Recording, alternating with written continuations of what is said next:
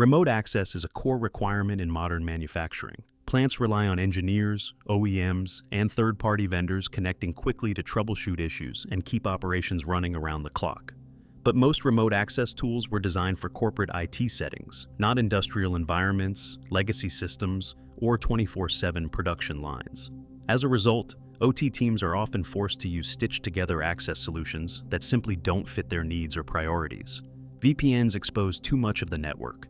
Shared credentials obscure accountability, and overly complicated login processes delay maintenance tasks that should be fast and straightforward.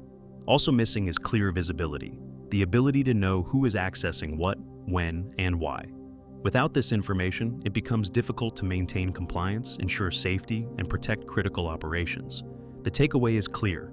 Manufacturers need a new model for secure remote access that's built specifically for OT priorities and workflows. This modern approach should provide identity-based, least privilege access, granting users only the access they truly need, real-time visibility and session oversight, ensuring complete accountability and auditability, including for third-party vendors, frictionless workflows that match how engineers and vendors actually work, and deployment that fits OT realities, supporting legacy systems, hybrid networks, and high-availability environments.